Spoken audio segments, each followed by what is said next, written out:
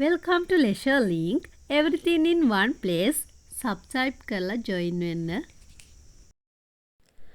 අපි හැමෝගෙම ජීවිතේ තියෙනවා නේද? ඒ කියන්නේ කිසිම කෙනෙක්ට කියන්න බැරි හිත ඇතුලේ තියාගෙන ඉන්න දේවල් ගොඩක් තියෙනවා නේද? අද මම රිවිව් කරන්න යන්නේ අන්න ඒ වගේ හිත ඇතුළටම ඇතුල් වෙන සයිකොලොජිකල් නවල් එකක් ගැන. මේ පොත ලියලා තියෙන්නේ අනීෂා ජයකොඩි විසින්. මේක සාමාන්‍ය ලව් ස්ටෝරි එකක් හෝ සිම්පල් නවල් එකක් නෙවෙයි. මේක කියවද්දි මේ කතාව මගේද කියලා හිතෙන තැන් ගොඩාක් තියෙන පොතක්. මේ කතාව රිවෝල්ව් වෙන්නේ මිනිස්යාගේ මනස, ඒ මිනිස්යා එක්ක තියෙන අතීත මතක, ඒ ඔස්සේ තනිවීම සහ තමන්ට තමන්ම හඳුනා ගැනීම කියන ගමන වටා. මේ පොත ස්පොයිලර් නැතුව කියනවා නම් මේ පොත කියවද්දි අපිට අපේම ජීවිතවල මොහොතවල් ගැන නිකමට නැවතිලා හිතන්න පටන් ගන්නවා.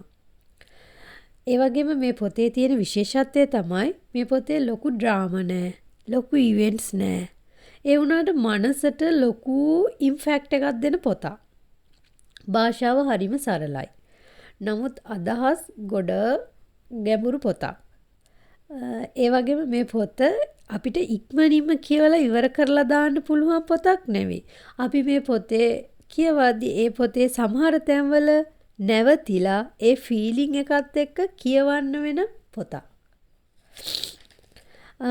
මේ ඔයා සයිකොලොජිකල් නවල්ස් කැමති නම්, සෙල්ෆ් රිෆ්ලෙක්ෂන් කරන කතා කැමති කෙනෙක් නම්, ඒ කියන්නේ සිම්පල් රොමෑන්ස් වලට වඩා මීනින් තියෙන නවල්ස් හොයන කෙනෙක් නම් මේ පොත ඩෙෆිනිට්ලි ඔයාට ගැලපෙනවා. මගේ පර්සනල් රේටින් එක නම් 10න් 8ක් මේ පොතට දෙන්න පුළුවන්. කියවලා ඉවරුණාට පස්සේ ටික කාලයක් යනකම් හිතේ තියෙන ලස්සන සයිකොලොජිකල් නවල් එකක්.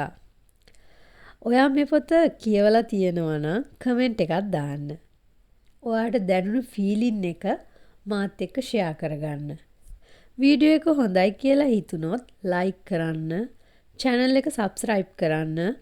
අපි නැවතත් හමුවෙමු තවත් මේ වගේම ලස්සන රිවිව් එකක් එක්ක. Thank you.